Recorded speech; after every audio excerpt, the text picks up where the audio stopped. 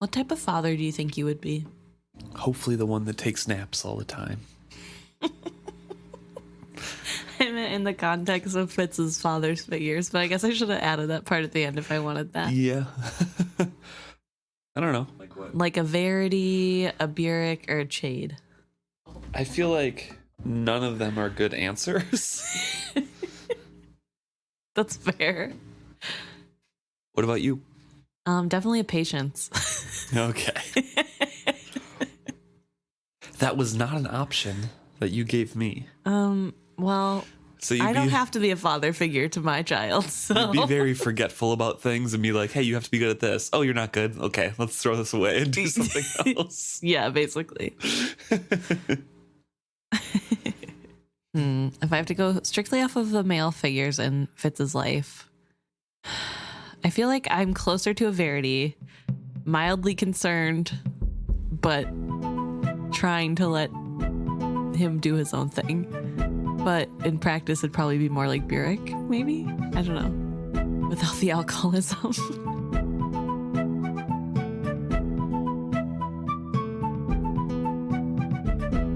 Welcome back to another episode of Is Fitz Happy? I'm Luke. And I'm Emma. This week we're discussing Chapter 13, Blue Lake. Fitz finally makes it. Well, this far at least. Almost to the edge of the duchies. Yeah, the 6 duchies. The beginning of this chapter just discusses Blue Lake in general, how it used to be a place where grapes grew for a very well sought after wine because it was the only place these particular grapes grew. And then fires happened, destroyed all the crops, and to survive, the town had to transition to more of a trade town. Right. And the wine thing was back in Shrewd's day, so really not that long ago. Early in King Shrewd's reign, and we know he was king as a very either late teens or early 20s, so could have been 40 years ago. That's fair, but still in the grand scheme, that's not that long ago to have transitioned from wine to trading. To be honest, though, if they did grow a well sought after wine, they would have traders there already. Right, definitely. So, you know, it's not that difficult to transition, especially since they're on the edge of the mountains. Yeah. So, with the river right there, it's pretty much a perfect location to survive because you can get things from the mountains and ship them up the river and get your cash flow. Yeah. So Fitz is still trekking back from murdering the whole guard company. Right. Good little intro into this one here. Yes. And he is just walking through all night into early parts of the morning, making his way back to that oasis that he left from, and they rode away on horse too. He eventually makes it back, you know, loosening up his scabs and moistening his tongue and his face with the whiskey because he doesn't have any water right now. Right. And trying to make it back to that water so he can drink his fill. And when he does, he also starts to make a camp, make a fire, make some stew. Right. Or soup, I guess. I mean, it's like beans, so I don't think it's soup per se. Yeah, he says heating a kettle of water, adding lentils, beans, grain, and dried meat. So I would assume that's kind of like all stewed together. He's adds some more water to it later to make it into like brothy.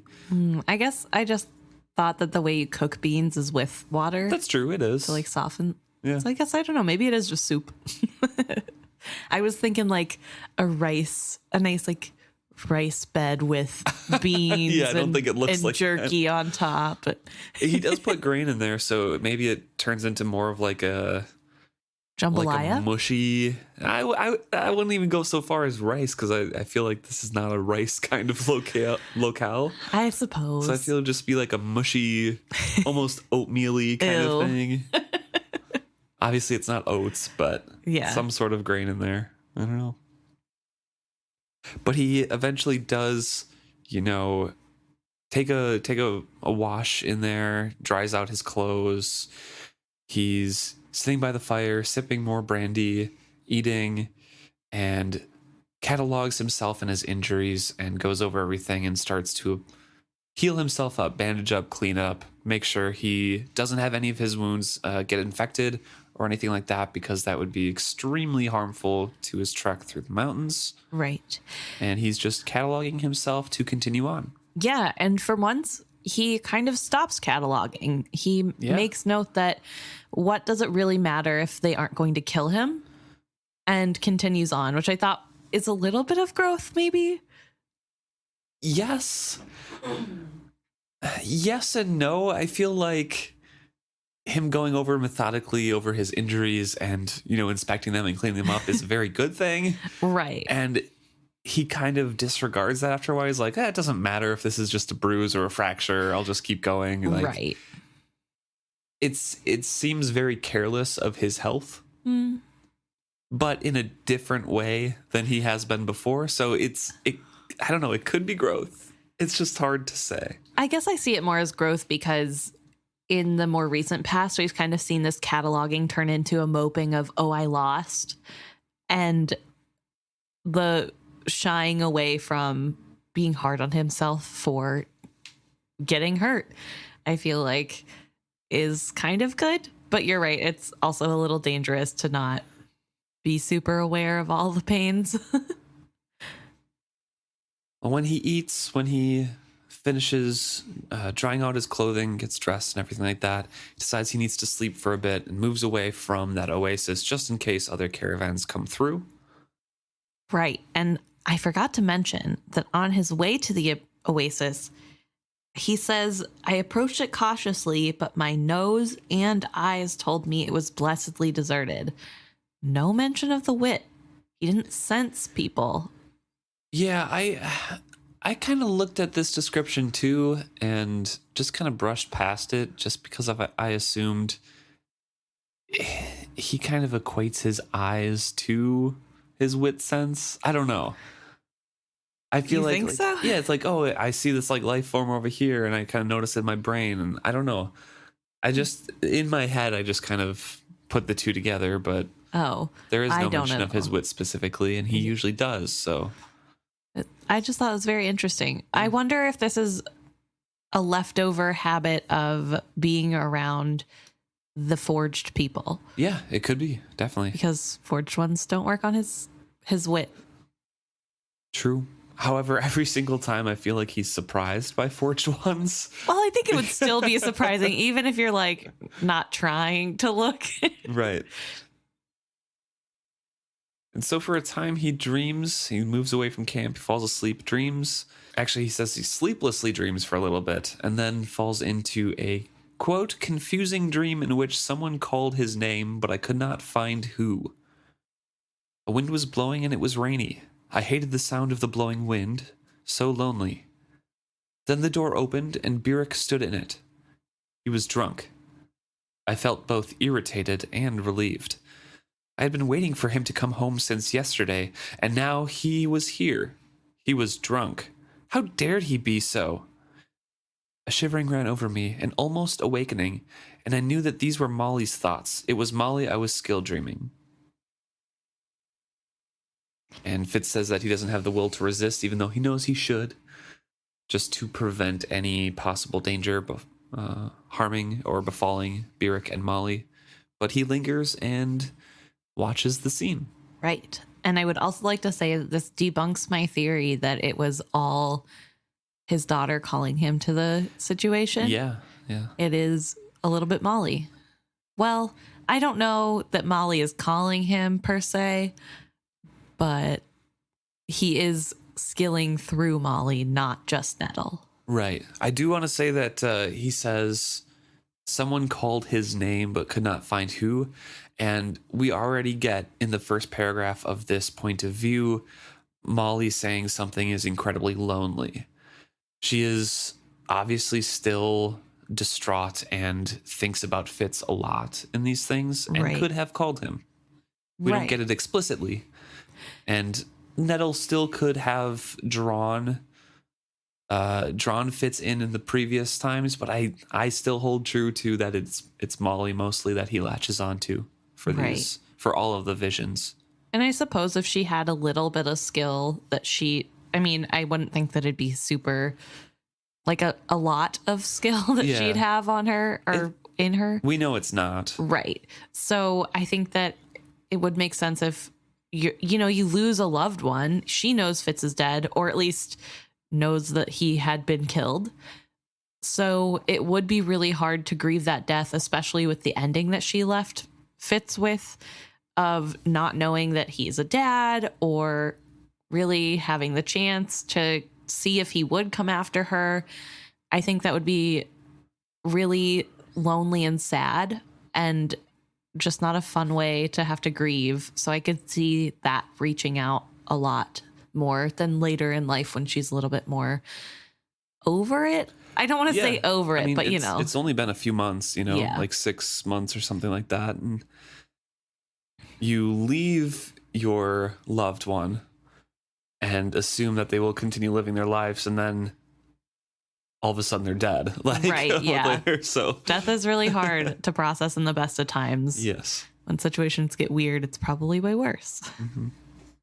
And so Burrich and Molly have a conversation, more like Molly admonishing Burrich, saying, "You'd be back yesterday. You're drunk. You shouldn't be in here," that sort of thing. And Burrich just saying, "I know, I'm sorry. I should have been here yesterday," but Burrich's voice was hoarse. There was no spirit in it. "But you stayed in town and got drunk," Molly filled in coldly. Yes, I got drunk." "Don't come in here when you're drunk," Molly told him flatly. "I know that's how you feel. I was drunk yesterday. I had a bit earlier today, but I'm not drunk. Not now. Now I'm just tired, very tired." He leaned forward and put his head in his hands. "You can't even sit up straight." I could hear the anger rising in Molly's voice. "You don't even know when you're drunk." Burrich looked up at her wearily. "Perhaps you're right," he conceded, shocking me. He sighed. "I'll go," he told her. I just want to stop here for a second to talk about how Burrich probably isn't that drunk. No, he's not here. I don't believe he is at all. Maybe a little. I mean, I believe he probably was in the cups a bit. But we know he can handle his liquor, to put it very mildly. Right. He has bouts of alcoholism on other ends, to put it harshly. Right. But it's really frustrating to see Molly accusing someone who is clearly upset of being drunk out of their mind. And clearly she has some trauma with men specifically coming home drunk. 100%. So I totally understand being hyper vigilant of changes, especially with a man she probably doesn't know super well. They've only been working together in this weird cohabitation for a few months, less than 9. So it's not that hard to see why she is confused as to what's going on, but like him leaning forward in sorrow and her being like, "You can't even sit up straight," is very like naggy wife to me, which I don't enjoy reading. And it's really hard, especially because we know how sad Burrich is. She doesn't know that though, and I don't fault her for it because of the experience with her dad. Right. And she does say, "He knew how she felt about drunkards. Let a man have a drink or two, that was fine. She had a cup herself now and then. But to come staggering home like this and try to tell her that he was not, right. That was one thing or another, just another like, oh, you're lying about how drunk you are. Like, I can tell you're drunk." And I'm sure Burrich had a drink or two, but I do believe him that he was drunk yesterday and just had a couple to fortify himself before coming home. Right. And I mean, the staggering home is true, and the not being able to sit up straight is true, but those aren't something that only happen when you're drunk. And it's not that he can't sit up straight, but maybe Fitz can see that because he's more trained and has literally grown up with Burrich. Yeah, he says that too. Yeah, whereas Molly hasn't. So she's just going off of what she knows. And you know what? I did say they'd only known each other for like less than 9 months. That's not true because she was helping him get better at Buckkeep. It's probably close to a year, I would guess. So yeah. So they've known each other a little bit longer, but in that capacity, it was very brief. They've been like cohabitating together for less than 9 months. Can I see the baby for a moment? Burrich asked softly. He had paused at the door. I saw something in his eyes, something Molly did not know him well enough to recognize, and it cut me to the bone. He grieved. She says no, and he asks, she says, the baby's sleeping right there. You can see her. And he has to hold her. And she's like, no, you're drunk and you're cold. If you touch her, she'll wake up. Why do you want to do that? Something in Burrich's face crumpled. His voice was hoarse as he said, because Fitz is dead, and she's all I have left of him or his father. And sometimes, he lifted a wind-roughened hand to rub his face. Sometimes it seems as if it's all my fault. His voice went very soft on those words. I should never have let them take him from me. When he was a boy, when they first wanted to move him up to the keep, if I'd put him on a horse behind me and gone to chivalry, maybe they'd both still be alive. I thought of that. I nearly did it. He didn't want me to leave, and I made him. I nearly took him back to chivalry instead. But I didn't. I let them have him, and they used him. I felt the trembling that ran suddenly through Molly. Tears stung suddenly at her own eyes. She defended herself with anger. Damn you, he's been dead for months. Don't try to get around me with drunkard's tears. I know, Burrich said. I know. He's dead. He took a sudden deep breath and straightened himself in that old familiar way. I saw him fold up his pains and weakness and hide them deep inside himself. I wanted to reach out and put a steadying hand on his shoulder, but that was truly me and not Molly. He started for the door and then paused. Oh, I have something. He fumbled inside his shirt. This was his. I took it from his body after he died. You should keep it for her, so she has something of her father's. He had this from King Shrewd. And he has Fitz's pin that Shrewd gave him. And it comes together for Fitz here, and he realizes that Burrich had gone to the cabin to see if Fitz had come back, to see any update on Fitz. And he had found the rotting corpse of a forged one with Fitz's shirt and that pin in it.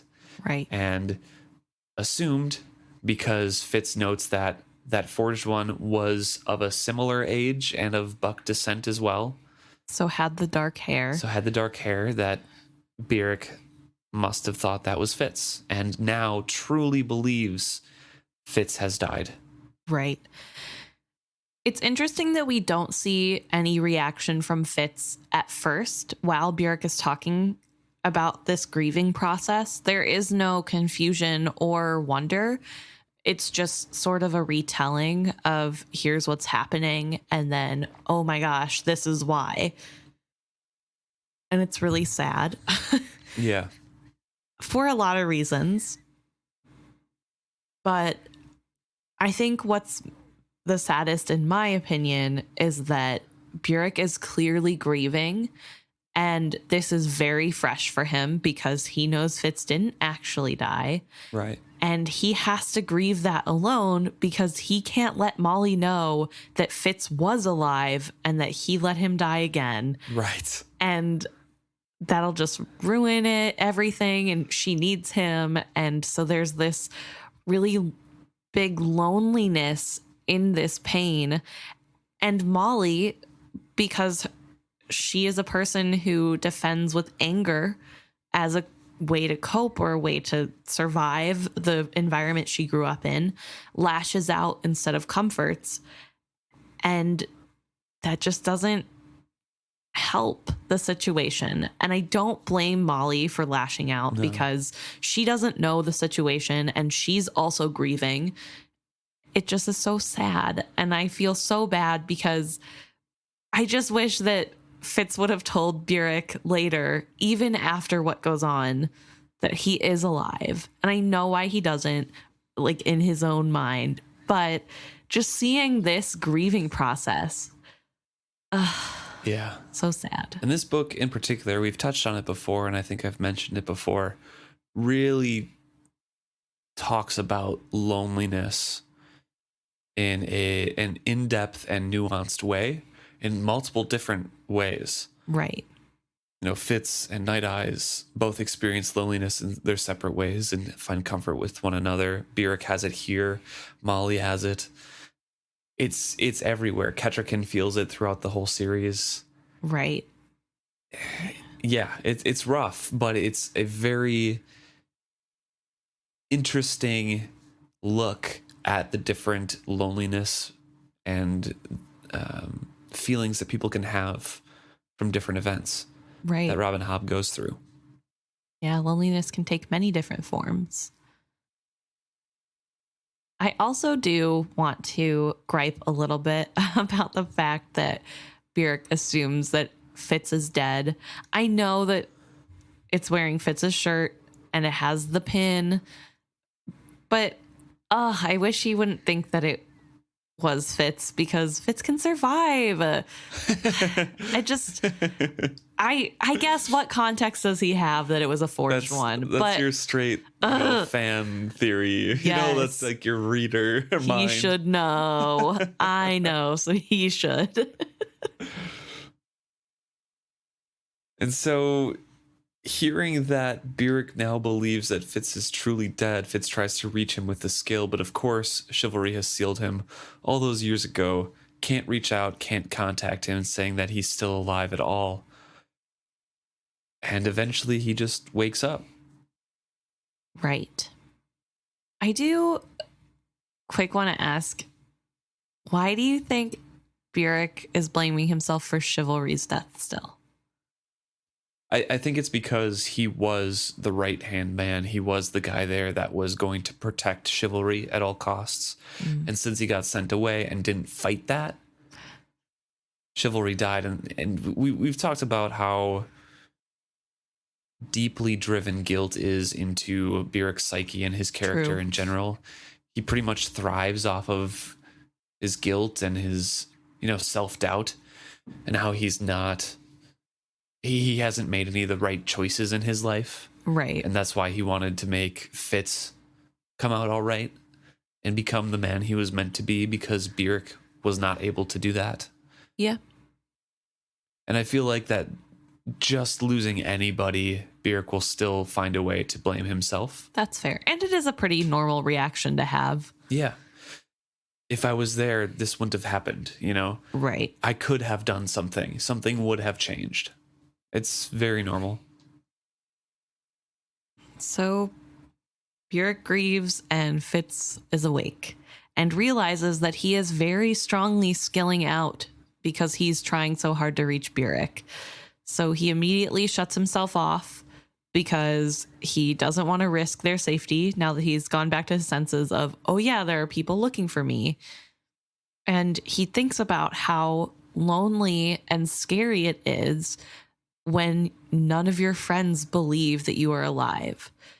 Because if Burrich thinks he's dead, that means Chade probably thinks he's dead. If they're still in contact with Fitz is assuming they are. Yeah. And it's just something Fitz has never truly had to think about before now, because even as he's going through and failing, doing things on his own, he still has Chade and Burrich to fall back on in some way. Yeah, that's the rest of his safety net cut away. Yeah. And now he has nobody. If he dies now, nobody will know. Yep. He's on his own. Yeah. What he's always wanted. Yes. So he drinks the rest of the brandy, falls back asleep, and dreams of wolves running. I know you live. I shall come to you if you need me. You need but ask. The reaching was tentative but true. I clung to the thought like a friendly hand as sleep claimed me. So he got a little skill or a little wet sending from Night Eyes. Right. Still, the connection is there. So Night Eyes is a little bit more aware of him than he has been in the past. just because of I think the sending maybe last chapter as well was like the first time they had contact in a long time. Right. Can't remember if that was the last chapter or 2 chapters ago, but since then they've kept a little bit more of an eye on each other, I guess. It was last chapter. Last chapter, okay. And to be fair, Night Eyes has always had more of an eye on Fitz than Fitz has had on Night Eyes. So I'm not super surprised that Night Eyes could feel this thought and would recognize his friend in emotional pain, especially knowing Fitz. I'm sure it is a pretty regular feeling that Night Eyes is used to. True. I was more talking about the multiple weeks after they had split where Fitz wasn't getting anything from Night Eyes. Right. He would just see wolves running and not feel anything back. Right. So since that first contact, now Night Eyes is like aware again and being like, oh, hey. I don't think that he wasn't aware. I think he was taking time for himself. Yeah, but, no. Yeah, definitely. Different way to say it, yeah.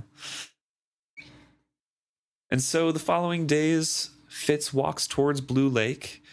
Nothing too eventful happens. Some messengers ride past him, and he realizes that sooner or later someone was going to find those unburied guards, and the tale of how, the witted bastard had been captured right in the midst of this caravan would be too juicy of gossip for Kreese or even Starling to withhold. So there are going to be stories of his coming, of his being around in that area, preceding him. Right. And eventually he makes it to Blue Lake.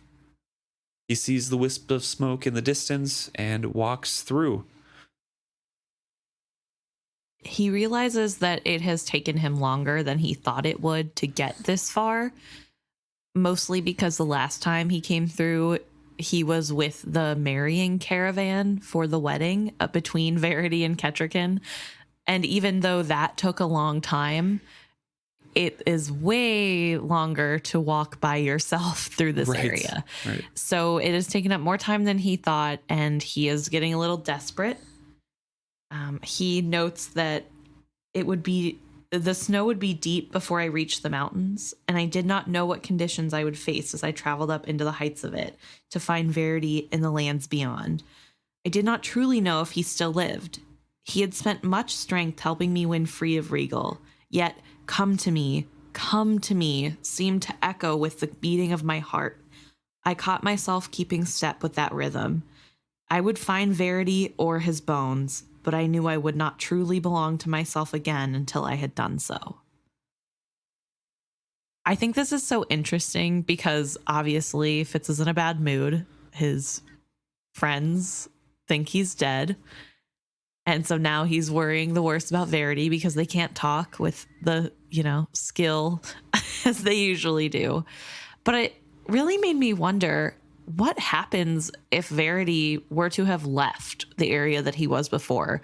Would Fitz somehow know which direction to go? Is it like an internal compass? Yeah, I feel like it would be something like that. They'll come to me and he just has to find Verity no matter where he is. Mm-hmm. And it makes sense to me that if Verity had died, he would still have to go to Verity. Yeah. I just was wondering, what if Verity took a skill portal to Chalcid or something? Does he then turn suddenly be like, nope, I actually have to go the other direction? I don't think it would be immediate like that. I think he would still go through the mountains and find no sense, and maybe at that point he'd be like, where is Verity? And then try to go directions, and I don't know. But you don't think it's the skill itself that's like an internal compass? No, not really. I think it'd be more subtle than that and not instantly recognizable that, he teleported this way. Right. Interesting. He enters Blue Lake and is describing this a little bit. It's a trader town here, and he talks about the gold that he has now is, the money. 15 silvers, 12 coppers. It's the sum total of his funds plus what Bolt had been carrying. Remember, he had rummaged through Bolt's belongings, but not the rest of the guards. Right. So he doesn't have a ton of cash, but he has, enough to buy supplies. He knows that that amount is not enough to book passage, really, but he can buy provisions and heavier clothes, so he does so. He goes to the trading place and Right. Well, not just any trading place. He looks for the sketchiest looking trading place in the area. yeah, and so he goes to the place where the trade seemed the liveliest. With the sketchiest part, as Emma said, it's avoiding the richer part of town where he would have to spend more for his things and Right. wouldn't need that high price of stuff. I was also thinking that it would be easier to blend in with the riffraff True. than it would be to be around all these rich people. Yeah. So he buys he buys a basket that he can carry his bundles in. He buys, some woolen clothes and a quilted jacket and everything that he might need to survive in the winter. At a tiny herb stall, he was able to find elf bark and so secured a small store of that for him. And in a nearby market, he bought strips of dried smoked fish, dried apples, and flat cakes of very hard bread that the vendor assured him would keep well no matter how far Fitz might travel. He tried then to book passage on a barge across Blue Lake, and he actually went trying to work his way across, but everyone there, and specifically a boy, told him, 13-year-old. a 13-year-old, yeah, a boy told him that no one is hiring. Everyone knows the big barges don't work this lake this time of year unless there's gold in it, and there ain't this year. Mountain Witch shut down all the trade to the mountains. Nothing to haul means no money worth taking the risk.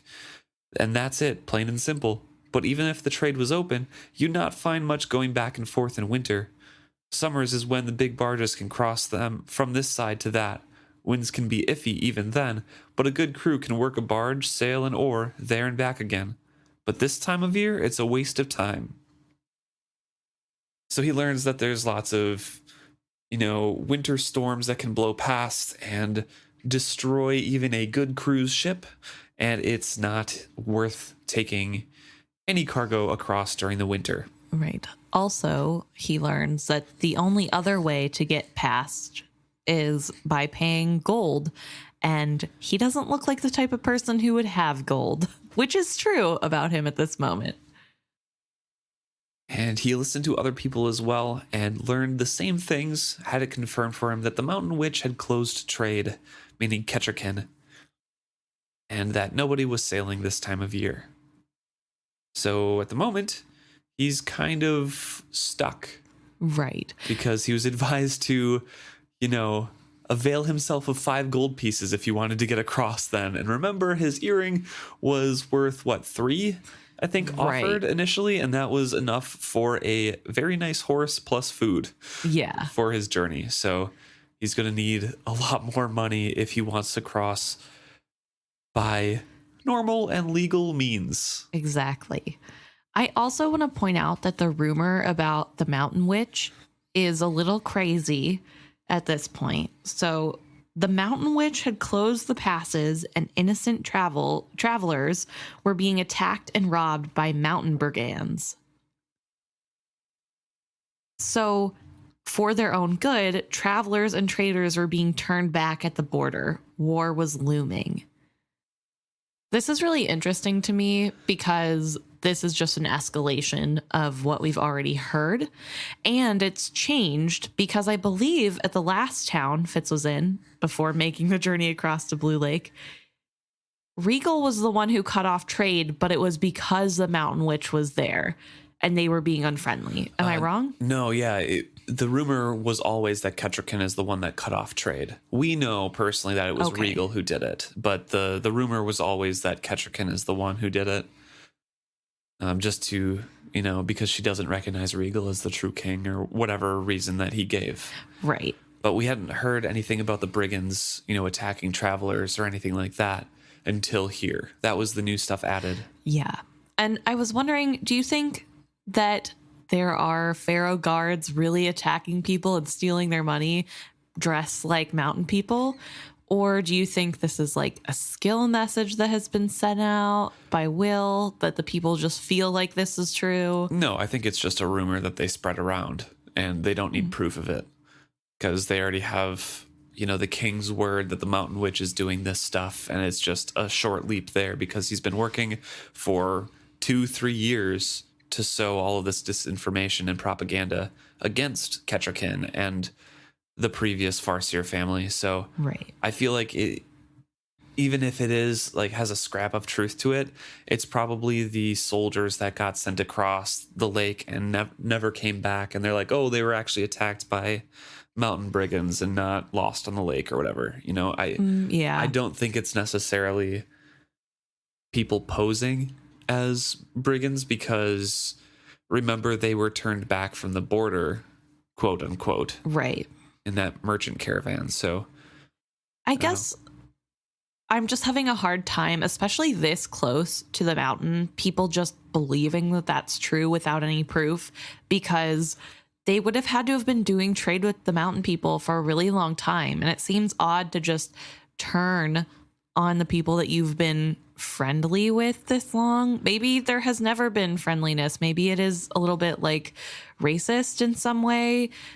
On either or both, at least. Yeah, like where, I don't know, maybe it hasn't, the relations have always been bad, but it just feels odd to me that a group so close to the border who would have known people that were from the mountains because of all the trading they do are just like, yeah, I don't need to see any proof. I know those mountain people are scum, Well, we do know 20 years ago, Chivalry signed a peace treaty with the Mountain Kingdom, or at least some sort of, written document. Right. And I feel like that was like the first time in a while that they had done that.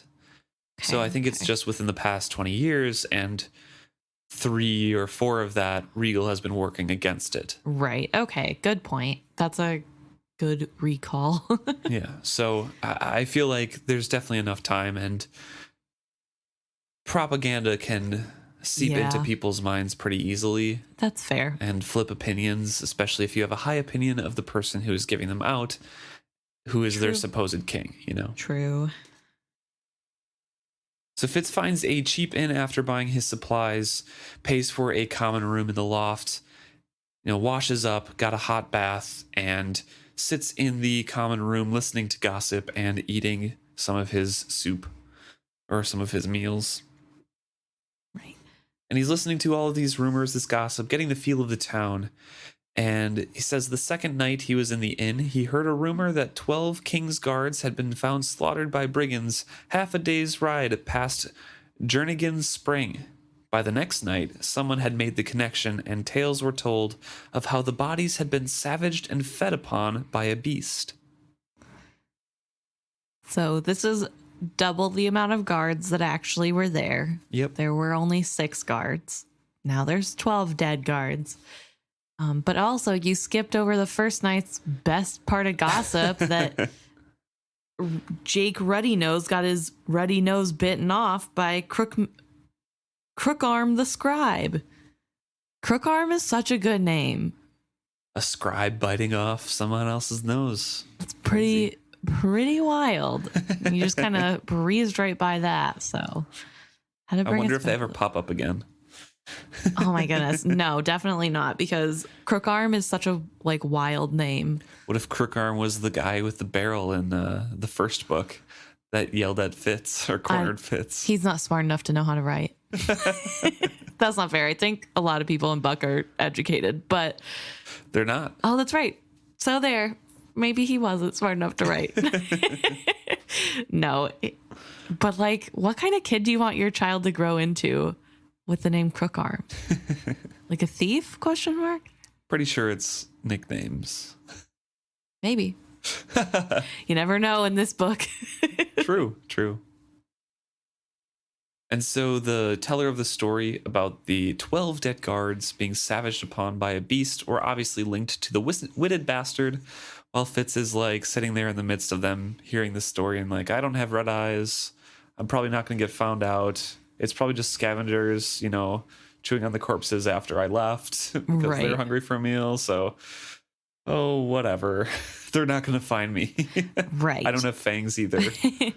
But he does realize that even if these people won't recognize him, there is potential that better descriptions will be shared. True. And he has very specific scars, which he had never thought about before. And so now he knows how easy it would be to verify it's him, and has a sudden pang of recognition at the how hard sympathy, how hard it was for Chade to work through suddenly gaining pocked scars.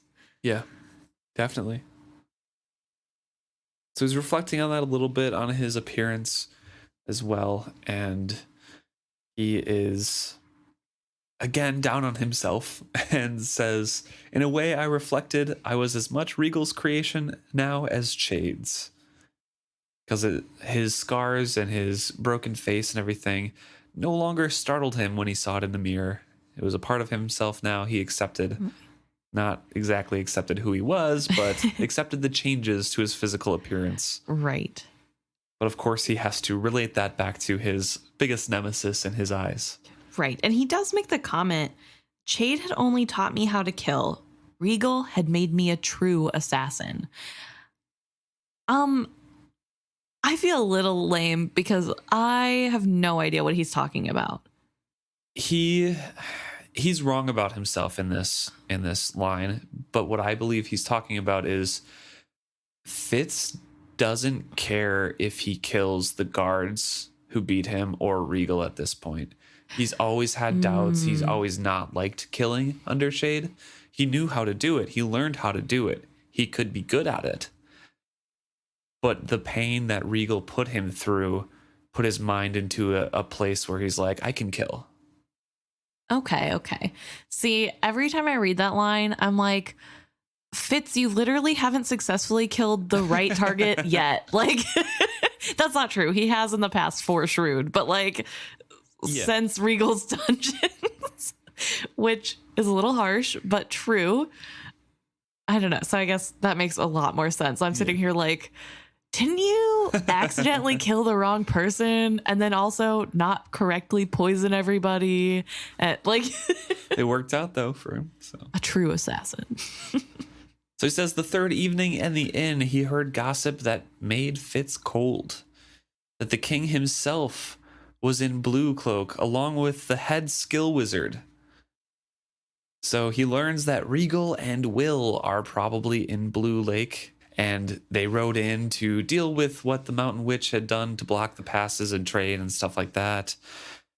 And someone said that the king himself had come to track down the Pocked Man and the Witted Bastard, for it's well known they work hand in glove with the Mountain Witch.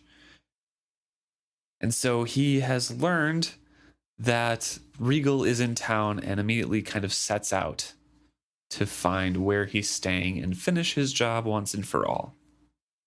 Right. It's really interesting that Fitz has not learned any lessons. I guess that's true to Fitz's character, but it's a little frustrating that the second he finds out Regal is in town, he's like, oh, better go try to kill him. Second chance. Worked so well the first 800 times I've tried. Let me see if this time it works a little bit better. So that's a little frustrating. Mm-hmm. But he does go looking. He wants to know where Regal is staying, and he finds out that it is at one of the better hotels, inns. The best inn, yeah. Yeah. And the owner is both excited and worried to have been picked because there was no mention of being paid to have his whole hotel inn emptied for Regal and his guards. But he does have a big laundry list of things that the king himself would like while he stays there. Huge cost, and we know, and all of us know that have read this before, all of you guys listening, that this is not Regal. Right. This is an imposter, and Fitz does not know that yet. He is taking his time to plan this time. He mentions in his brain that, or thinks to himself, that he didn't really have much of a plan going into Tradeford, this time he sets about, gaining information from people leaving that inn that Regal is staying at. That Regal was not receiving today. No, he felt poorly after his hasty trip. He was resting, and he's figuring out the best plan of attack. He's looking at locks and latches on other inns in the city, so he knows that he can get past the windows and pick the locks and things like that. He's going on the roof to, plan his way in and find his way to the room and plant a dagger into Regal or whatever. So he's trying to plan this whole thing out. He's trying to have a little more care. He mentions that a few weeks ago he could just jump in because he didn't care if he lived or died, but now he's a father and he has Molly and his daughter to think about. I was no longer willing to trade my life for Regal's. This time I needed a plan. Yeah, definitely. So like Luke said, he goes to the rooftop and is excited because this is the tallest roof in the town. There is no way anybody would see him on the roof unless they were specifically looking for him, which is not out of the realm of possibility. But either way, he feels pretty safe and still waits for nightfall to do anything. He says he had secured some small tools and a length of light line that would provide his exit. He would enter and leave without a trace. And he had his poisons with me. So he's ready to go. He's getting ready to work his way down the roof. He gets close. And he says, at the crucial moment, I swung my legs a few times for impetus and braced myself to let go. Trap, trap. I froze where I was. My legs curled under the eave of the roof while I clung to the two awls sunk between the shakes. I did not even breathe. It was not Night Eyes. No. Small ferret. Trap, trap. Go away. Trap, trap. It's a trap? Trap, trap for Fitzwolf. Old Blood knows. Big Ferret said, go with, warn Fitzwolf. Rolf Bear knew your smell. Trap, trap, go away. I almost cried out when a small warm body suddenly struck my leg and ran up my clothes. In a moment, a ferret poked its whiskery face into mine. Trap, trap, he insisted. Go away, go away.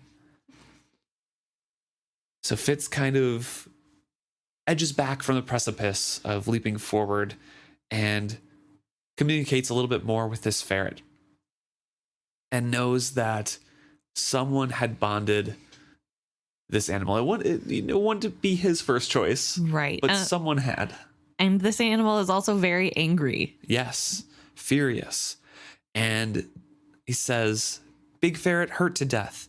Tells Small Ferret, go with. Take the smell. Warn Fitzwolf. Trap, trap. There was so much I wanted to ask.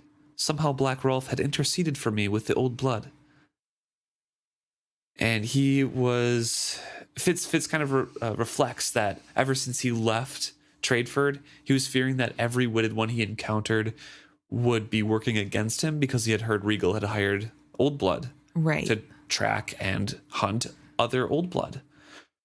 And so he had avoided everything, but this ferret had hid in Regal's or the people here's Will's clothes and their boxes and stuff come with and waited for Fitz to warn him that it was a trap to go away. Right. And he does mention that it's Fitz's scent that he is looking for to warn. And I think that's so interesting because clearly Fitz has not met this ferret before.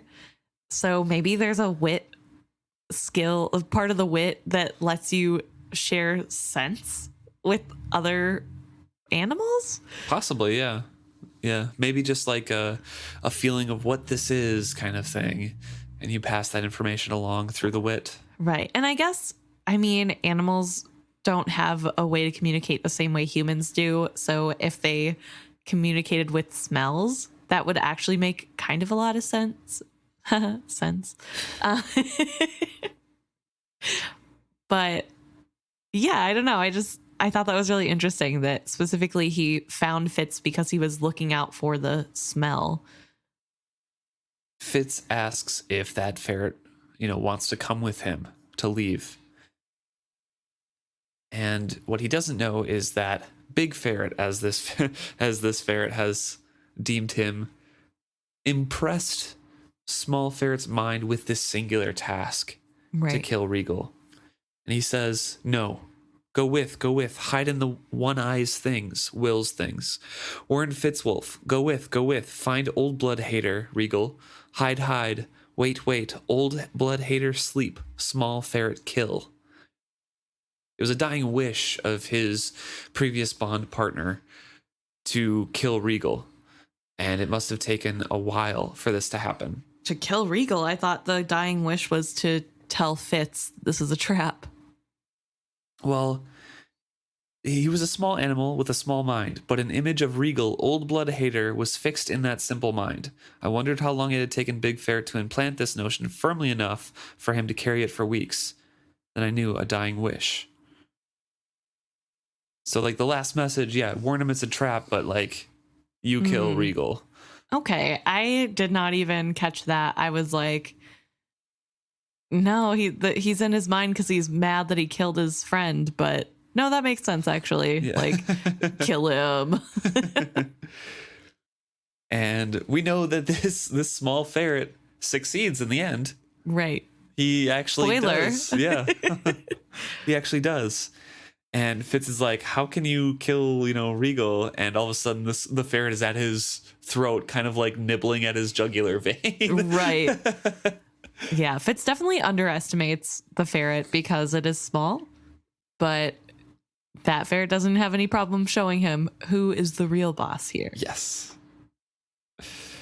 And so Fitz takes his advice, the small ferret's advice, after warming him up a little bit, feeding him some jerky, and goes away.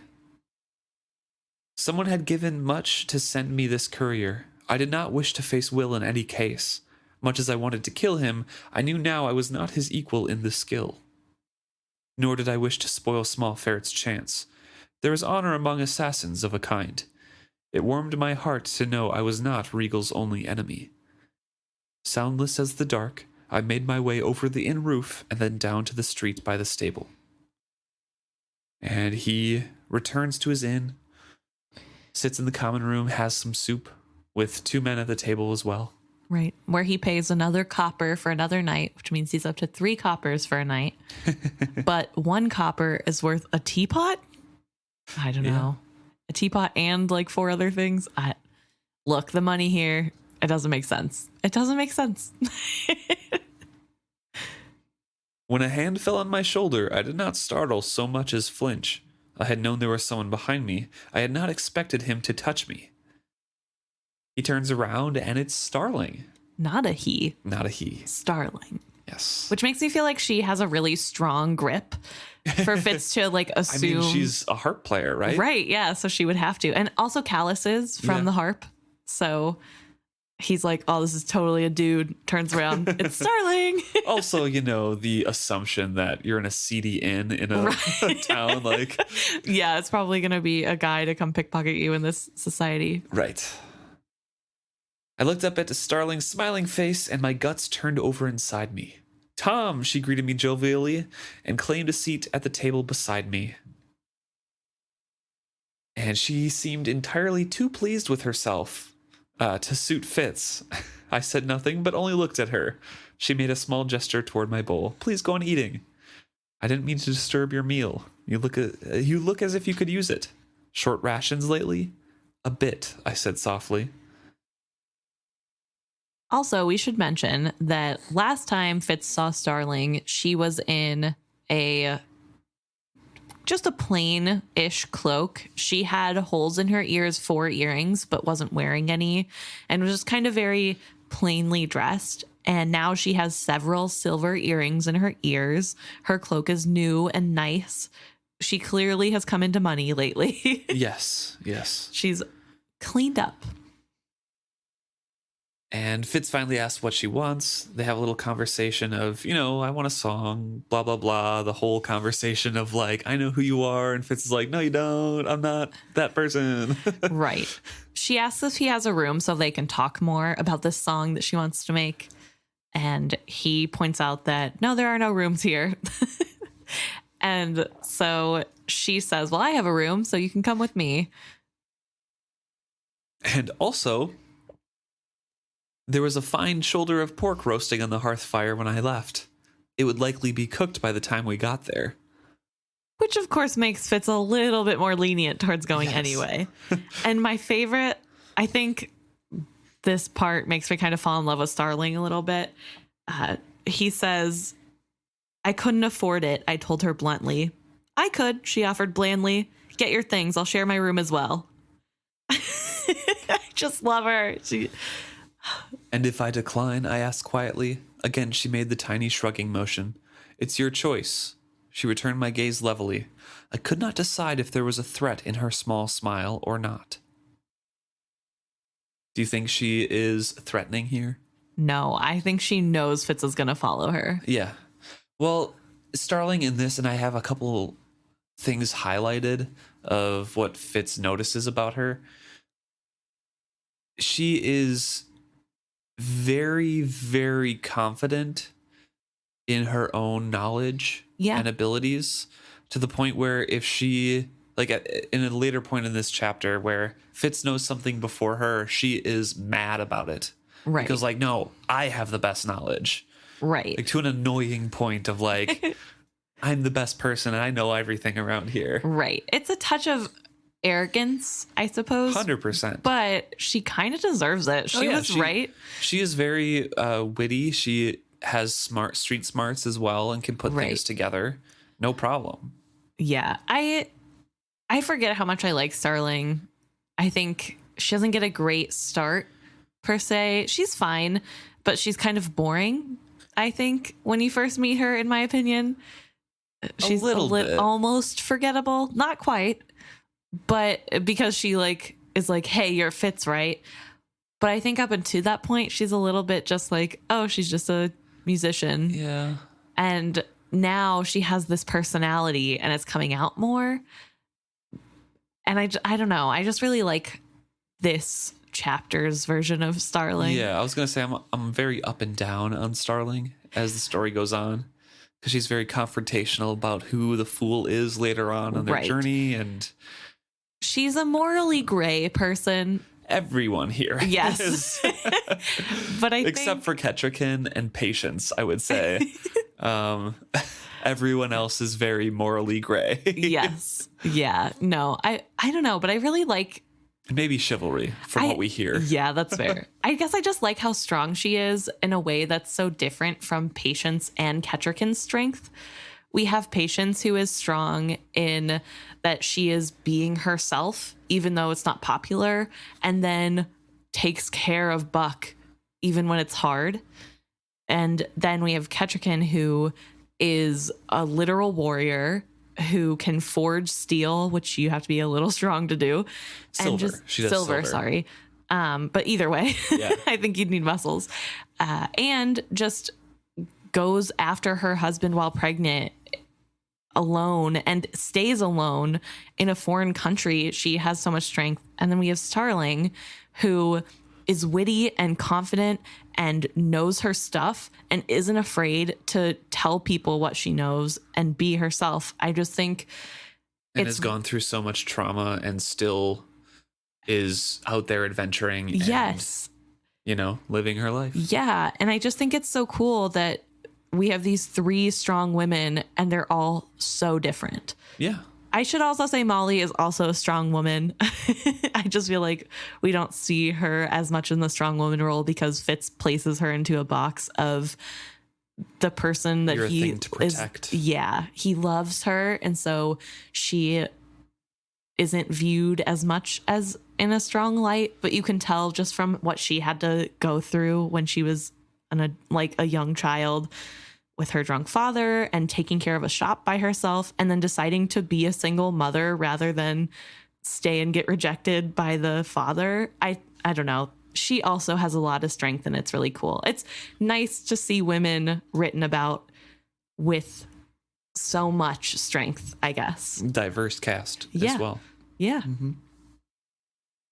So as Fitz gets packed up and gets ready to leave and they're walking out, Starling comments, "Nice cloak," she observed wryly. "Haven't I seen it somewhere before?" "Perhaps you have," I said quietly. "Would you like to see the knife that goes with it?" Because he's wearing Bolt's cloak. Mm-hmm. She only smiled more broadly and made a small warning gesture with her hands. She turned and walked away, not looking back to see if I followed. Again, there was that curious mixture of trusting me and challenging me. I walked behind her. And that's one of the things I had highlighted, that last sentence of she's daring him to do something because she is so arrogantly confident about what she knows about Fitz is correct. Yeah. And for the most part, she is correct. Yeah. But that attitude and that characteristic is so gratingly annoying when it comes to the fool. Yeah. When she is wrong about something, she is stubborn and says, "No, I'm not." She is really similar to the fool, though.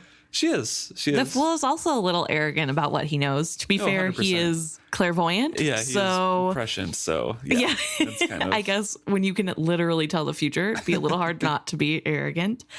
But I think it's really interesting how similar the two are, and yet how different they are at the same time. Different ends of the morally gray spectrum. So she leads him away from the waterfront, goes toward that rich side of town, not far from where King Regal is staying either.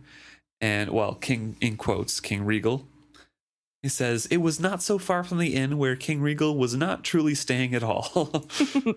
And so she walks in, she sweeps off her cloak and a bow to the serving people there, and, orders some trays of pork and wine and everything like that, and offers Fitz a seat, saying, "You have nothing to fear from me, I assure you. On the contrary, it is I who place myself at risk in seeking you out."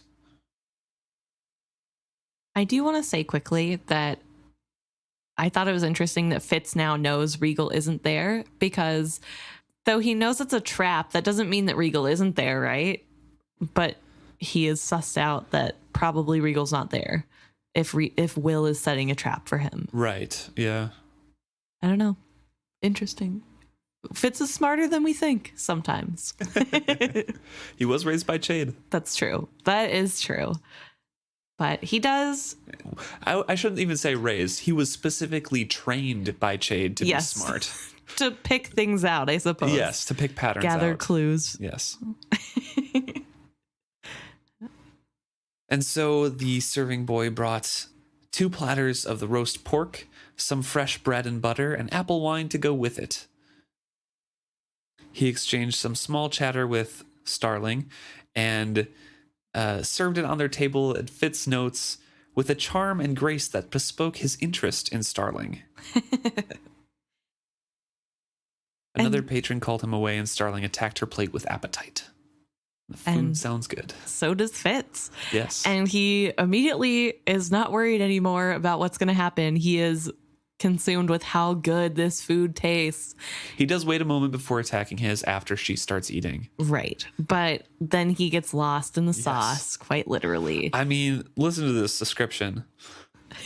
"I had not had fresh meat in some days, and the hot, crackling fat on the pork almost made me dizzy with its savor. The bread was fragrant, the butter sweet. I had not tasted food this good since Buckkeep. For a second, my appetite was all I considered. Then the taste of apple wine put me suddenly in mind of Rurisk, and how he had died of poisoned wine. I set my goblet carefully back on the table and recalled my caution." I mean... And that pork sounds good. Look, It's like one line of description, and I'm like, I could have some pork right now. Yes, I'm down for some pork. Pork and bread. Just like meat and bread. That brings them back to Buckkeep right there. The bread is more for me. I'm more like, ooh, fresh hot bread. That sounds so good. But sometimes meat is just really good. Yeah. And so He brings it back around to conversation, and Starling admits that she was seeking him out, but only with her own two eyes and not by word of mouth. So it was harder. What was that? It was harder. Yeah, so it was harder. And so he should be appreciative of not spreading his description about or anything like that. Right. Also, she doubles down that the only reason she's after him is for a song. It's not for the prize money. It's because she wants to make a song. She also says, like I mentioned last chapter, I can't tell you what a thrill that was for me when I heard they'd found those 6 guardsmen dead. I had thought I was wrong about you, you see. I truly believed they had dragged off poor old Tom the shepherd as a scapegoat. Chivalry's son, I told myself, would never go as quietly as all that. And so I let you go and I didn't follow. But when I heard the news, it put a shiver up my spine as stood every hair on my body on end. It was him, I chided myself. The bastard was there and I watched him taken away and never stirred a finger. You can't imagine how I cursed myself for doubting my instincts. But then I decided, well, if you survived, you'd still come here. You're on your way to the mountains, aren't you? Which Fitz has to glare at her. She doesn't seem perturbed at all by it, and finally asks, why do you think I'm going to the mountains? And she offers up a couple different things to rally to Kettrick's aid, or, you know, whatever the reason. There's probably a song in it. I just kind of want to tag along. I want to document all this. Right. He does mention that a year ago, her charm and smile might have won Fitz over. And a year ago, he would have wanted to believe this engaging woman. I'd have wanted her to be my friend, he says. Now she only made me tired. She was an encumbrance, a connection to avoid. I didn't answer her question. I only said, it's a foolish time to even think of going to the mountains. The winds are against the trip. There's no barge runs until spring. And she nods her agreement, and this is where we learn the information that the King's Guards pressed 2 barges and their crews a week ago and forced them to attempt the trip. Body from at least 1 barge washed back to shore, men and horses. No one knows if the other soldiers made it across or not. But, she smiled with satisfaction and drew closer to me as she dropped her voice, I do know of one group who are still bound for the mountains. And we learn it's smugglers. Yes. And that is the information she brings to Fitz to entice him to go with her. Right. That is what she wanted to find out. That's what she wants to create that link with and be like, you can go across the lake with the smugglers, but only I know how to find them. So you have to go with me. And she says here, the next part is, that's not the real reason I sought you out. Fitz, you must have heard that King Regal has come to Blue Lake.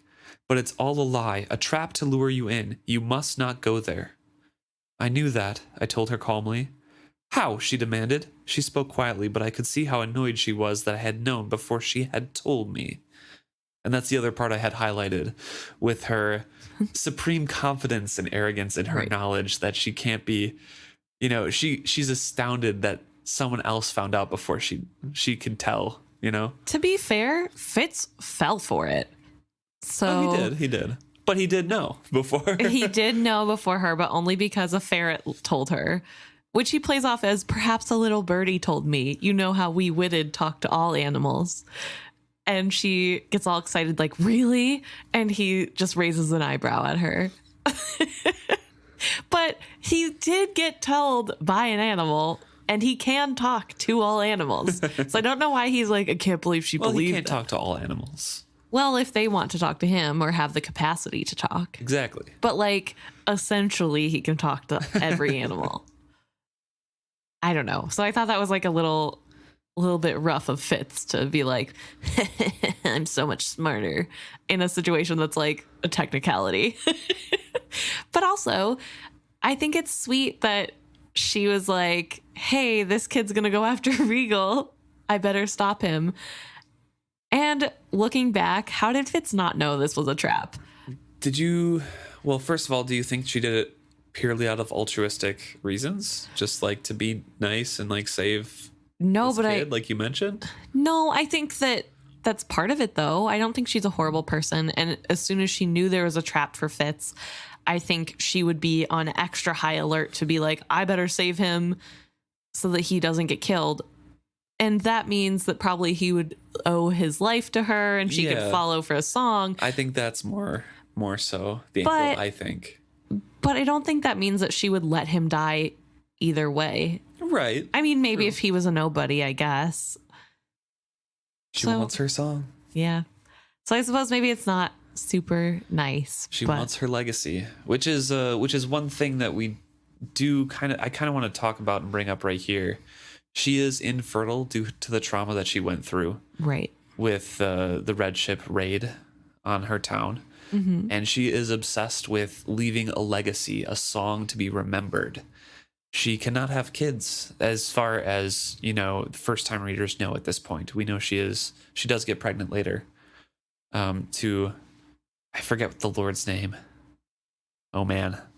I don't remember either, but he's like a minor noble in Buck, right? Yeah. So that her character really is fleshed out with like the obsession with, hey, I really want this song. I will do anything to create a legacy and create like a big song to leave behind. And yes, I can see that. Yeah, all minstrels want to leave that big song, but we've met Harper Josh. Right. And he is very content teaching, the traditional historic songs to his daughters and the apprentices or whatever, and going from town to town, singing for their meals and then recording history, local history. Not all minstrels are like Starling. Starling is very unique. She is very, very hopeful to leave a lasting legacy on the world. So she will be remembered. Right. Well, I think what happened to her is really hard to deal with in a time where, number one, there's no therapist, so you can't talk to a professional. Right. And number two, where most people you meet are probably not going to be that sympathetic. Right. I think it would be really hard to cope at a young age to know that your decision of whether or not you can even have children has been taken away forever in your mind. That would be really, really hard. Oh, yeah. And doing what you can to make the best of it. Like, well, it doesn't matter that I can't leave a child behind because I can do better than that. Mm-hmm. And to take that and make yourself into more, I think is kind of commendable. Oh, 100%. It's just her main motivation. And I just kind of wanted to bring that up and discuss it as her character, because we're getting a little bit more into who Starling is and having a little bit more dialogue with her here. Right. Yeah, no, I think that it's very impressive that she is handling this in a way that is furthering her career, I guess. I don't know if that's the best way to put it, but she is taking something awful that happened to her and making literally the most of it. She's channeling her energies and passions into something that's productive for herself. Right. And kind of healthy. Yes. If we compare her and Fitz and how they deal with traumas, I think we can see one of them has a little bit more healthy of a coping mechanism. It's not fair to compare traumas because all trauma is trauma, and that is enough. But it is interesting to see someone else, how they go after feeling better, I guess, for lack of better terms, after going through something hard. Yeah, yeah. So I just wanted to bring that up quickly and just talk about Starling's motivations a little bit as we continue on and get a grasp of her character in the upcoming chapters here. So she's truly tagging along, and I think a little bit wants to keep Fitz alive, or at least pay back a life debt she seems to have that we learn a little bit later as well. Right. To Fitz, and also, tie him to her so she can get her story. Maybe. With these smugglers as well. She tells of what has happened since he left, that all of the guards and the skill wizard, meaning Will, interrogated everyone who is in that caravan, Madge's caravan. Kreese and Tassin both told wild tales of what Fitz had tried to do. Tassin claiming that when Tassin told of the night you tried to rape her, she said it was only then that she noticed your nails were black like a wolf's claws and your eyes glowed in the darkness. Starling says it was such a fine tale, it brought tears to my eye. It fair brought tears to my eyes. She showed the whip mark on her cheek, saying this is where, Fitz scratched me and all of that sort of stuff. And Kreese, was adding on to his tales that you were a wild beast and things would go missing in the night. And, sheep specifically would sheep go missing. Specifically. And Fitz makes a remark, it sounds like you should follow Tassin about if you're looking for a song, I muttered disgustedly. And but the tale I told was even better, she began. And as the serving boy comes around, she shakes her head and invites him up to her room to talk more privately after their meal.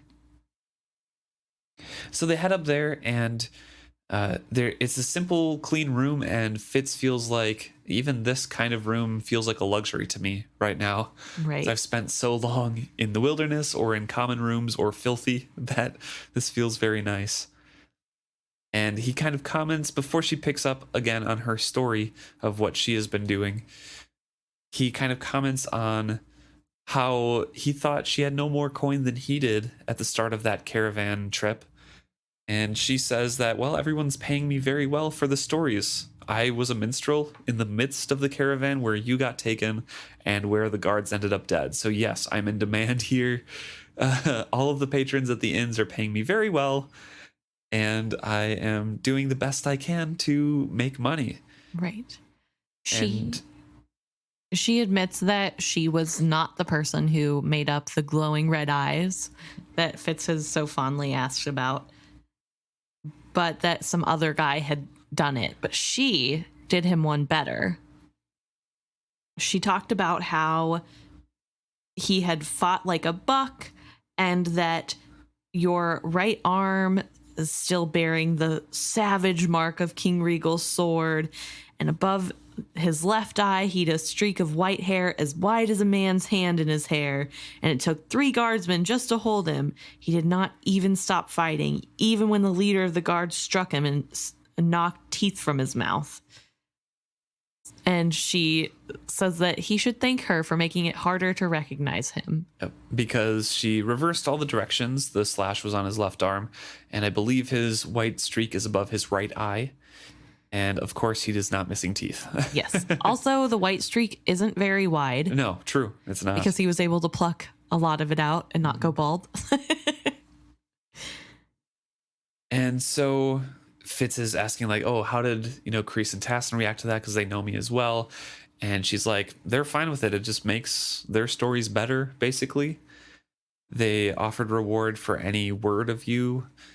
And, you have nothing really to fear from me. And we learn how she found out how King Regal isn't there. We were told the king himself felt ill after his long trip and was resting right next door. While we were there, a servant came out bringing the king's cloak and his boots to be cleaned of mud. Starling gave me a small smile. The boots were immense. And you know the size of the king's feet? I knew she was correct. Regal had small hands and feet, and was more vain of them than many a court lady. I've never been to court, but a few of those better born at our keep had been up to buckkeep for occasions. They spoke of the handsome youngest prince, of his fine manners and dark curling hair, and his tidy feet, and how well he danced on them. She shook her head. I knew it was not King Regal in that room. The rest was easy to deduce. They had come to Blue Lake too promptly following the killing of the guards. They came for you. You know what they say about small hands and feet? Yeah, small gloves. Small boots. I think it's really funny that this is why Starling knew that Regal wasn't really there. Like, yeah. What are the odds that little detail would be picked up by anybody? And let alone that detail being picked up, but also knowing that Regal has small hands and feet. I don't know. I just love that about her. She just the more I see of her in this chapter, the more I'm like, wow, what a babe. Just so great. So Fitz kind of grills her on the smugglers and Starling says, yeah, well, you're going to have to go with me to do that. I've heard gossip that smugglers have a way to cross the river, an old way. I don't really know that particular way, but we have to go to them and get passage there. I think at one time there was a bridge away upstream, but after the river washed it out for the 4th consecutive year, no one had the heart to rebuild it. Someone else told me that in summer there is a pulley ferry, and that they used to cross on the ice in winter. In the years when the river freezes, at least. Maybe they are hoping the river will freeze this year. My own thought is, when trade is stopped in one place, it starts in another. There will be a way across. And this is a little frustrating for Fitz. He wants to leave now and doesn't want to have to go across the river. And Starling points out that if he really wants to get there, he could go all the way around Blue Lake to the other side. And Fitz points out that by then it would probably be spring anyway, so he might as well stay. So it has to be the illegal way. And here's another little line that I've highlighted. Starling seemed mildly insulted that I doubt her. Yeah. She does mention the actual way that they do go across, the smugglers. Right. At the beginning of this, she says, I've heard gossip that smugglers have a way to cross the river, an old way. I know there was once a trade route that went upriver and then across. It fell out of favor when the river became so unpredictable. Well, the river is still very unpredictable, but they do cross up there. Right. On a ferry. So Fitz, of course, is very concerned because he wants another way, an easier way across the river. But there is no way that would, take him across easily except for the smugglers. Right. Otherwise, he'd have to, go around the lake and be there by spring. Yeah. So he kind of resigns himself and then asks Starling a little bit more. Where would I go to find these smugglers? Starling grinned broadly. Tomorrow, I will take you to them. But then she is on her way out to sing at a different inn that she has not been to yet, and advises Fitz to sleep a bit, take the bed while she is out, and relax. Fitz tries to leave and says, I must be on my way, but she insists, why not sleep here? Less a chance of being recognized and a lot fewer vermin in this room. If I wanted to sell you to the King's Guard, I could have done it. As alone as you are, FitzChivalry, you had better decide to trust someone. When she called me by my name, it was as if something twisted inside me. And yet, why? I asked her softly. Why do you aid me? And don't tell me it's the hope of a song that may never be. That shows how little you understand minstrel, she said. There is no more powerful lure for one than that. But I suppose there is more. No, I know there is. She looked up at me suddenly, her eyes meeting mine squarely. I had a little brother, Jay. He was a guard stationed at the Antler Island Tower. He saw you fight the day the raiders came. She gave a brief snort of laughter. Actually, you stepped over him. You sank your axe into the man who had just struck him down, and waded deeper into the battle without even a glance back at him. She looked at me from the corner of her eye. That is why I sing Antler Tower Raid, slightly differently from any other minstrel. He told me of it, and I sing you as he saw you, a hero. You saved his life. For a time, anyway. He died later, fighting for Buck, but for a time he lived because of your axe. She stopped speaking and swung her cloak around her shoulders. Stay here. Rest. I won't be back until late. You can have the bed until then if you want. I stood for a time staring at this closed door. FitzChivalry. Hero.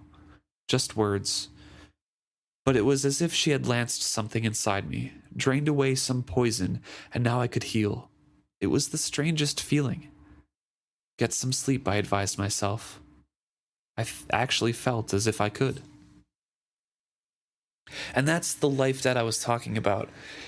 He saved her brother's life, albeit briefly, because of the horrible war, but saved him. And her brother looked at Fitz as a hero. And so that's mainly why I feel she would look out for Fitz a little bit more, just to try to, equate that in her life and pay it forward a little bit. But then also the song thing is Right. always there. See, that's why I think she would have went to help him anyway. Even if it's because he is Fitz, I think either way she's helping him because of this. She obviously is still hurt by the loss of her brother, understandably so. And I think she appreciates what he did. Even though it wasn't permanent and it didn't solve the problem forever, in that moment, he was there when he needed him. Yep. And I think it's really sweet. It made me cry. It does every time I read it. And this chapter makes me cry twice because once in the beginning with Burrich and then once at the end with Starling.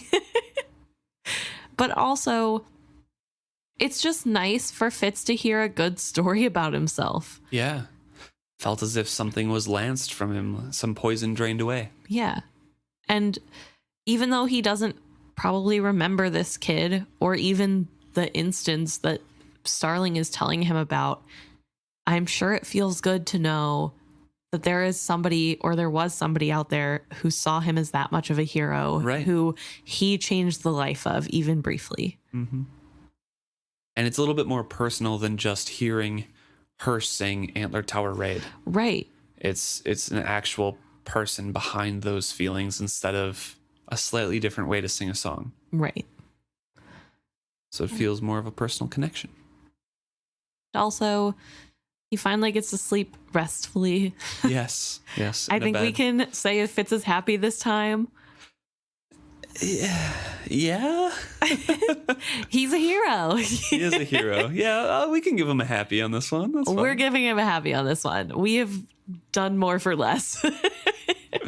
Well, let me know if you guys think he is happy this chapter at all. Email us directly at isfitzhappy@gmail.com or talk to us online on any of our social media pages, Instagram, Facebook, or Twitter. It is FitzHappy for all of them. Thanks so much for tuning in. Hope to hear from you guys, and see you next week.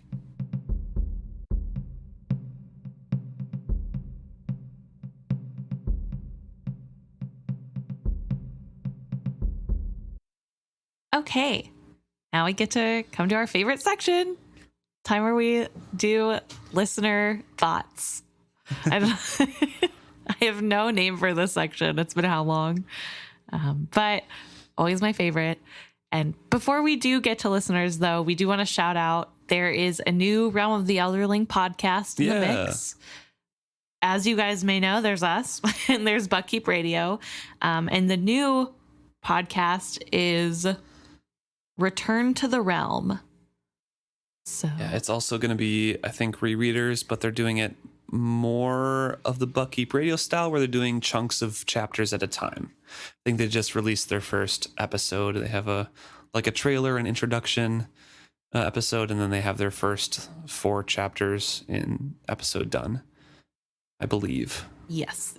Actually, the day that we're filming this, it's a day after they have released filming. What? I'm sorry, recording. So yesterday they released their first episode, so you guys can check them out. Mm-hmm. They are out there. And as another shout out, Buckkeep Radio did start the final trilogy. The final trilogy. Oh my gosh, it's so exciting. I know. Also, the final trilogy is so wild. I feel like there are so many twists and turns. Yeah, I definitely need to reread it before we get back there. So yeah. We've got a ways to go. We got some years to go here. I mean, hey, we're not even halfway through the 3rd book, but we're about to be at the end of the final of the first trilogy. It's pretty big. Yeah, I think we finish up this 3rd book before we hit 2 years. Ooh, I think. I don't know. So it'll depend. It'll depend. Yes, on if we hit every week here. So. Yeah. That's the goal. But yeah, so anyway, welcome to the crew. Return to the Realm. Very cool to have more people in this space. It kind of feels like the fandom is growing, even though I don't think there's a lot of new people coming to the books. Right. But it does feel like we're getting louder in our love for the series. And one last thing I did see on Reddit, I think the Legendarium's green team or something, or their B team. I think it's some of their fans have a podcast as well, and they're doing Ship of Magic right now. So okay, good call out. I saw that on Reddit that they were making podcasts. So there are other podcasts making episodes about Realm of the Elderlings in general. So yeah. So if you love podcast medium, search them out. And you want more in your life because we only post once a week, there are other options. Yeah, unfortunately we have other duties and jobs, full-time jobs. So we can't post more than once a week at this point. So it's a hope for the future, but probably not feasible at all. Not with the industries we work in at the moment. But here we are. Yes. And now we're going to talk about what you guys have brought to us. I want to start first with Facebook, the dreaded Facebook. I'm just going to continuously make jokes from now on about how much I don't like it. Like I have no issues at all with it. It's fine. But, okay. There was comment about episode 74. Yes. I think that was 2 weeks ago now. Yeah, I believe so. It was 2 weeks ago. Yeah, wow. Losing track of time here. Time travels very weirdly. And it looks like we have some comments from Ellen here, who is kind of going over our discussion on the nomad people in general. We were talking about how the Mountain Kingdom and the nomads of the plains might have evolved from the same people at all, or like come from one people culturally. And Ellen doesn't think that they are anywhere close to that in the history of time at this point. They have developed their own cultures separately, and they're kind of separated at this point. And she's also commenting on our discussion of the similarities between the agreement, like the tea agreements with the Rainwild traders and with the nomads of the plains, and how she's just taking that as Hobb's general vision on long-standing agreements without written contracts. Yeah, which totally makes sense. I mean, there's not a reliable way to write down things. We know that at least in the duchies, people aren't super literate. Right. And that probably in a nomadic culture, you're not very literate. And it's polite, and you know? Let's bring back politeness. But it is an interesting take that it's not necessarily that they're related. It's just an easy way to bridge cultures and to make agreements be remembered, to talk over them verbally. Yeah. Ellen also talks about how they don't find the Tassin situation that weird. And that the pacing is weird for us as readers because obviously we literally just read Fitz watching Molly give birth to 2 pages ago. But in reality, Fitz has been maybe for weeks walking forward and living in the now. And trying to ignore all of that. Yes. And so there is a lot of time that we're not seeing pass. So it's not like it just happened. But it is one of those things where like, I'm going to still think it's a little weird, but it does make sense that like some people out there don't think it's that weird. And it circles back a little bit on our discussion of loneliness too. We talked about it then, and he was feeling alone. He was trying to focus in the now. He was ignoring his connections to the outside to protect them and himself. And it was a connection offered in the moment. Right. And that brings us to some emails where our good friend Tyler has told us that he was very disappointed in Fitz for doing this and had forgotten all about the kiss with Tassin, but that in the grand scheme, it's not that bad. And that you really can't hold it against Fitz for coping with the weight of the world in any way. And this is honestly one of his more healthy ways of coping. So Touche. And he still stops himself too because he knows it's a bad idea. He does, yeah. Tyler also mentions that they agree with Fitz and Molly needing some time, that maybe not 15 years worth of time, but at this point, it's probably better that they got time. But Just like to be apart. Yes. Yeah, to grow as people and to get healthier methods of coping. But also points out how sad it is that this isn't one of the memories that Fitz gives Nettle, that he doesn't show her that when she was born, he wanted to give up everything. He was willing to finally forsake the Farseer name to go after her, but he physically could not. Yeah. This detail is never truly explained to Nettle. He kind of explains later to her when he's like kind of drugged up, I think, that he loves her and he wishes he could have been part of her childhood, but he doesn't super explain why he couldn't. Or like the depth of that. Yeah. Right. And while Nettle does forgive him and this helps bridge the gap, it would have been nice for her to know exactly the depth of what he means by I couldn't go to you.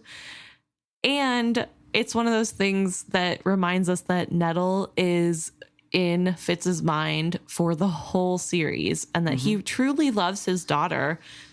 And it made me think of something that I did want to point out, that not all people who make children are parents. Right. But I feel comfortable calling Fitz a father because he does kind of watch over Nettle, whether he is fully aware of that fact or not. And he does love her and he does want to be in her life, but he thinks that it's better for her if he's not. Right. So I don't think just because he is half of her genetics that he is a father. I think because he loves her, clearly, he gets to be a father. Right. Yeah. Yeah. Also, in regards to Nettle's birth, Ellen gave us some pretty cool insights in an email that the vibe that she got from reading it is that the person who wrote this, so Rob and Hobb, came at this birthing section with real knowledge, and Ellen is a mother, so she knows that it's like kind of accurate. Yeah. And so it's really cool to know that there's that level in the birth, that like the birth scene, that this is kind of true to life. Yeah. And she also notes that it would be truly terrifying to go through it alone, like you have with no midwife, no health insurance or anything. Right. And it is a great thing that Burrich was there. He did snap into a calm and collected state eventually and had experience with birthing in some regard. Right. To make it as smooth as possible. Yeah. So definitely cool to hear that that is like real insight. I don't know, cool or scary, but but that was fun to find out. Ellen also wrote us to talk about chapter 12. Yep, last chapter here, our last episode that we did, and has a few questions for us overall about, you know, pretty much the whole chapter in different regards. So the first part of this is Starling singing and talking about the witted bastard to the caravan group. Right. Why do you think she brought that up? I don't know. I feel like Starling wanted to get a read on the other group members to see if anyone else thought that maybe Fitz was who he is. Maybe gain sympathy or something. I don't know if it was even for sympathy. I just think she wanted more verification because Fitz wasn't giving that to her. And so to like ease some doubts, maybe see if there were any other thoughts, or maybe to make herself feel better that nobody else caught it and she did. True. I don't know. Yeah. That also feels very Starling. And also she's asking about the Tinker family that got beaten up by the guards. Do you think that was because the guards were trying to elicit a response from a potential FitzChivalry, or just because they're mean? Yeah, I agree with you. I think they're mean. They are bullies. As Ellen puts it, violent, disrespectful people. That's true. I think they're just bullies. I think that's well documented throughout everything. And with Bolt at their helm, we know that they're going to be bullies. Right. You know, because that Bolt revels in the pain that he can inflict on others and the power he has over them. But she also asks, was it cowardice that Fitz didn't stand up and protect them, or maturity? And I don't think it's either. I think he was scared. I think he's like, I can't do anything. I don't think it's maturity to say, like, I'm scared, I can't do anything, I don't want to reveal myself. I don't think it's cowardice either to say that I have a bigger mission, that I need to get to Verity, and I can't risk myself for this that will pass over them, you know? Okay. I don't know. I thought it was a little bit mature that he would let them pass by, even if he wanted to help, to serve his end goal, which is to get to Verity. But not, I mean, morally bad, because obviously the perfect thing to do morally would be to step in because it's the right thing to do. I think. Is it morally bad though? Because if he steps in, gets caught, and dies, then he loses. Kingdom. Yeah, this is the trolley conundrum of you have 4 tinkerers on getting bullied by a cart, but if you change the train, the whole of the 6 duchies dies. Yep. So. But maybe like 6 months down the line, you know? I don't know. It's a little bit of both, I'm sure. But I don't know. I feel like I want to say maturity, even though I feel bad that he didn't help people in need. And in line with, you know, with Starling trying to maybe gain sympathy or understand who is on Fitz's side within the caravan, do you think he would have had any allies? Do you think anybody in that caravan, when Bolt exposed him and said that he is FitzChivalry, was kind of like, yes, staying quiet for their own safety, but like maybe, oh, they shouldn't treat him like this? Because I don't. Starling, yes, but she was convinced as they were leading him away that he was just Tom. I think that no one there cared. They wanted him gone because they were mostly from the inner duchies. I don't know. I don't think it's fair to say that they all were like, whatever, who cares if he gets beat up? We're speculating here. Right. I know. But I would like to think that at least somebody in the group felt bad. Like maybe the guy who gave him a job to begin with, not Crease, the like older man, Damon. Yeah. I think maybe Damon would feel some type of sympathy because Fitz is a great worker. Yeah. True. So, and does his work quietly and doesn't complain and does it well. Like, at least for that aspect, I think he'd be sad to lose Fitz, but I don't think it'd be enough of like well, I'm not going to step in, you know? Do you think people believed Fitz when he was saying, I'm just Tom, but just didn't speak up? Or do you think they believed Bolt when he said that, no, this is FitzChivalry, he's just lying? Because I can believe that. I can believe that, oh yeah, they got the wrong man, but I'm not going to interfere. I think that they didn't care enough to know to either way, I guess. Yeah. I don't think all of them wanted to see a person in pain, but I think when you live in conditions where people are regularly getting beat up on the street for money or just for the fun of the guards, it probably breeds a little bit of an inhospitable lifestyle where you stop caring out of necessity. So I could see not necessarily them rooting for somebody to get hurt, but like, well, at least it gets these people out of our camp. Mm-hmm. And so whether or not he's Fitz, whatever. And then in this chapter, when they hear about the dead bodies, they're like, we always knew it was Fitz from the beginning. And I don't know. I don't think they knew one way or the other. And Ellen is also asking us about, or at least commenting on that youngest soldier, the youngest guard, the last one to die, and how bad she feels for both the soldier and for Fitz, because that's another quote unquote small trauma that he has to carry around for, and says he still hears the crying and the sobbing once in a while, and asks, it's another burden to bear to harden his soul, maybe another pain to put into girl on a dragon, which I think is possible. I don't know if I want to say, yeah, that's true, because we only explicitly get a few of the feelings that he puts in, mainly the hurt surrounding Molly, of losing Molly, and his mother. Right. But it's definitely possible he puts in that too and just loses some of his humanity of feeling bad for things that he's caused. It's possible. We do know that he does put other, like you said, like he puts other feelings in there and we don't know what. I mean, part of me, if he's putting bad feelings in there anyway, hopes he did, because this is really sad. This is somebody really close in age to him, and this could be him. This is the other side of the coin of what could have happened to him in other circumstances.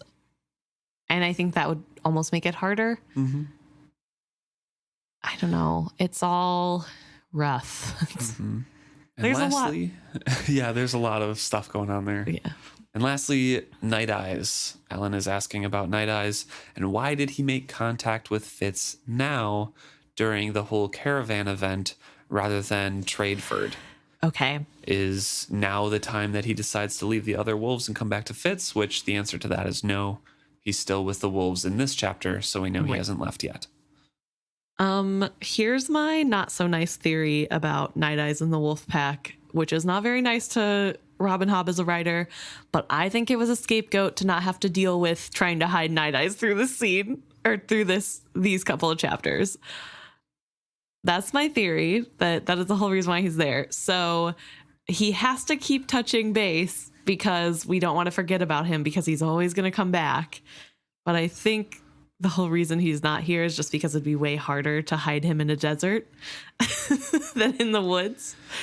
And possible. So part of me thinks he touches in from time to time, not because of a specific reason, just because, hey, reader, remember that this character is here. They're coming back. Don't you worry. Which is not a nice thing. I don't think that makes her less of a writer or that her writing is bad because of it. But I think it's more that Night Eyes knew that Fitz didn't really care about the consequences of attacking Tradeford. Right. He took his chance with the wolf pack, one, because it was the first wild wolves he had ever met in his adult life, and he was lonely for his own kind and interested to see what was going on with that. And two, because Fitz was pretty fatalistic with his actions and what he was planning on doing. So during Tradeford Hall, I feel like not much had changed in Fitz's mind during that whole debacle to like really draw attention.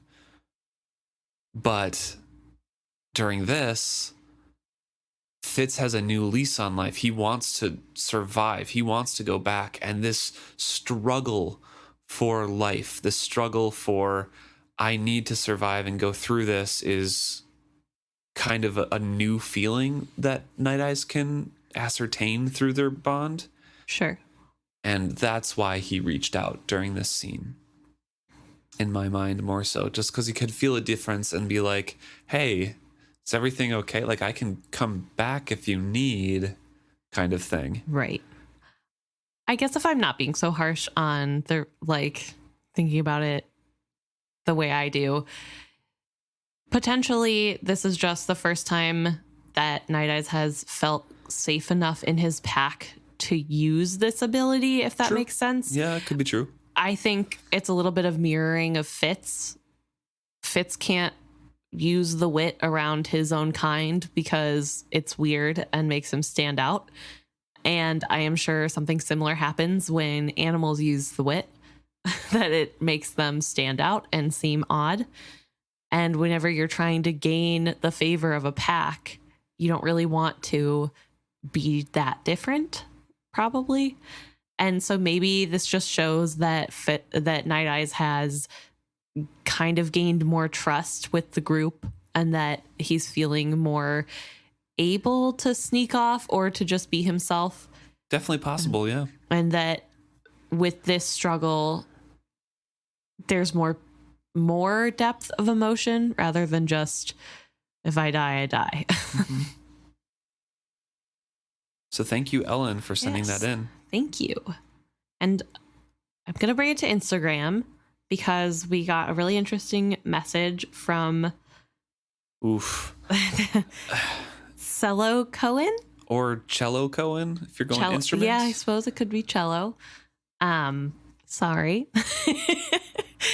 They sent us a really interesting message about chapter 11 and the nomads, about how they picture this description more as Native Americans to the Americas, and that these nomad peoples don't necessarily have any relation to the mountain people. In their eyes, they see mountain people as the like type of white person that's more Swedish, or like the very pale all around coloring, whereas these nomads are more of the darker complexion blondes. And so all these nomads would have their separate peoples and nations and cultures. Right. Rather than just being homogenous or coming from the same descent. Yes, which I thought was a really good point and example, because why wouldn't there be people that were native? This, I mean, kind of calls back to the people with the wild men. Or whatever. The wild men, that those could also potentially forest be men? I'm not a sure. type. Yeah. Like our Native Americans here in the US. So I thought that was a really cool thing to equate them to. A good example, I guess. Yeah. We just don't know even more than we didn't know before about these peoples or their cultures or their nations. But they also did point out that this is the first mention of tattoos outside of the mapping or map faces, as they call slaves. Yeah. So pretty neat. Yeah, first tattooing that's intentional. The slave tattoos are intentional, but for a different reason, I guess, personal. Yes. Although we don't know that for sure either, but it's the first non-slavery related tattooing mention that we get, which is pretty neat. Mm-hmm. The last thing I want to bring this around to is an email from Tyler again, but this is a separate thought. It's a little bit more of a whole theming idea about Realm of the Elderlings, and also comparing it to the Wheel of Time. I've mentioned that I'm a big Wheel of Time fan, and I know not everyone who listens to this might be or has not read it, but in general, both of them talk about cycles and things in history repeating themselves often, while Wheel of Time talks about that on a macro scale, like Tyler says, involving the same, events occurring, basically history repeating itself. Robin Hobb more focuses, as we see in Fitz's life, on the personal and character by person scale, how the cycle of, Burrich raising Fitz, and then Burrich raising Fitz's daughter, and like all these different things kind of like repeat themselves, and the same emotions and flows of the characters' lives kind of lend into this circle and this cycle. Right. And how it's very, to me, reminiscent of what the Fool is talking about all the time, that wheel that is going through in that rut, and he's just trying to look for that pebble to lodge it out of that perpetual cycle, that path it's going on, to lead it to a better direction. Because the choices that Fitz makes does create more of the same cycles, but those are broken with his future actions as well. Right. With Dutiful and him being accepted back into the royal family and all these different things. So I thought that was a very interesting, overall theming email that we got. And it was interesting to read about, because since we're doing a chapter by chapter read, we don't often look at the larger scale of the Realm of the Elderlings or get a chance to talk about that. Right. So it was interesting. So thank you very much, Tyler, for bringing that up to allow me to, speak a little bit about how interesting all the relationships are in Realm of the Elderlings and how they seem to repeat themselves through similar actions. Yeah.